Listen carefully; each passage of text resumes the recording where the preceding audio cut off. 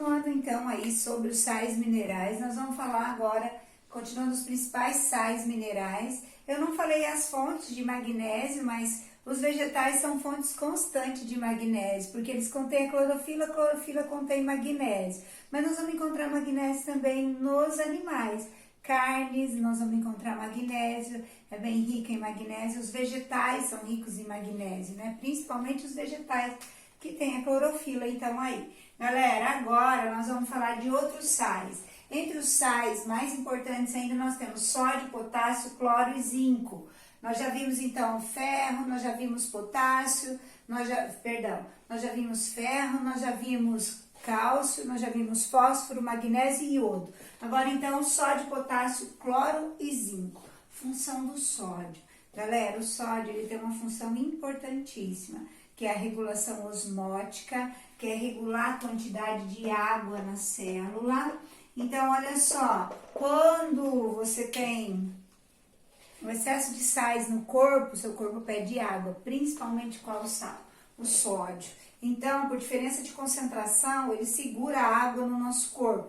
Isso também ajuda a regular, principalmente, a pressão dentro dos vasos sanguíneos, né? Esse é um assunto que nós vamos aprender mais pra frente. E agora, uma das funções importantíssimas do sódio, e o que eu já vou aproveitar e falar junto com o potássio. O sódio e o potássio junto, eles fazem uma inversão de carga elétrica no neurônio. Essa inversão de carga elétrica do sódio com o potássio, eu vou ter 3 sódios entrando para 2 potássios saindo, para fazer um potencial de ação então aí. Essa diferença iônica de 3 íons para 2 gera uma corrente elétrica. Essa corrente elétrica é a condução do impulso nervoso que ocorre no neurônio então aí.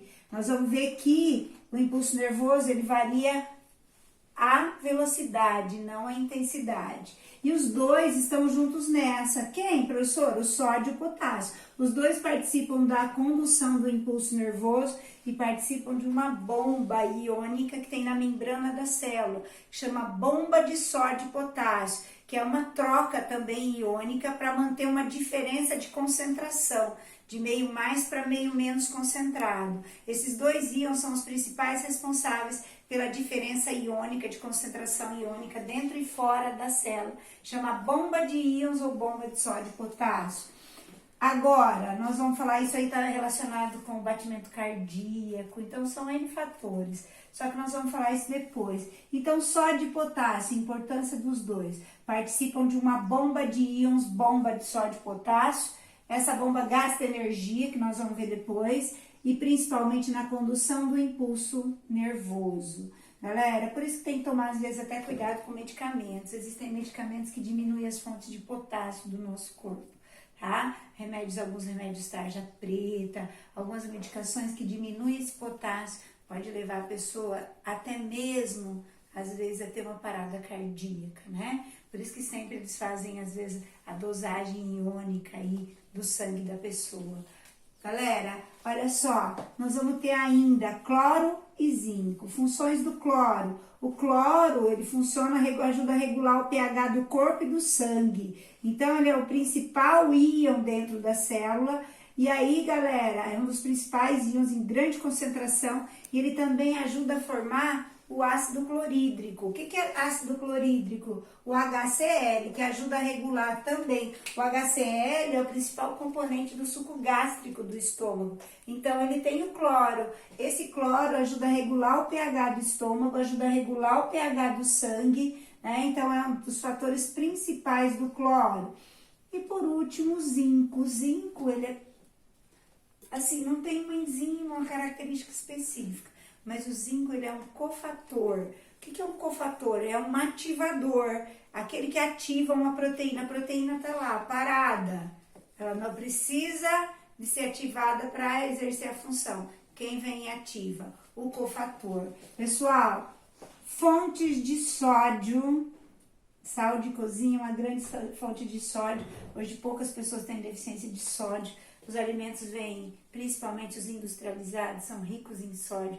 O sódio é o principal conservante que tem dos alimentos. Então vai ter sódio na manteiga, vai ter sódio, galera, nos refrigerantes, vai ter sódio nos sucos, vai ter sódio nas bolachas. Então o sódio ele é um conservante, alimentos industrializados todos têm sódio. A gente tem que até consumir um pouco menos de alimentos industrializados e diminuir a quantidade de sódio no nosso corpo. Galera, agora o potássio, principalmente nos vegetais escuros, nós vamos ter o potássio. Nós vamos ter também aí o cloro, principalmente aí o sal, cloreto de sódio. Então nós já vamos encontrar cloro no sal, mas o cloro também está presente nos vegetais, né, que a gente ingere então aí. E o zinco também, o zinco está bem presente nos vegetais e o zinco está presente na maior parte aí dos alimentos de origem animal, também contém bastante zinco. Zinco, galera, é bastante importante, porque ele é um cofator de enzimas de defesa, que aumenta a imunidade do nosso corpo, para não pegarmos vírus, para não pegarmos bactérias. Então, a gente fecha aqui os sais minerais. A deficiência de zinco pode dar baixa imunidade, pode dar fraqueza, desânimo. Galera, o cloro pode alterar o pH do sangue, dar acidez, então, no sangue aí, e dificuldade de digestão por falta de ácido clorídrico. A falta de potássio e sódio nem se fala, a professora já falou. Se falta sódio e potássio, principalmente o potássio, que pode faltar, pode haver até mesmo, às vezes, parada cardíaca. Ok? Então, a gente fecha aqui os principais sais minerais que a célula ou os seres vivos necessitam.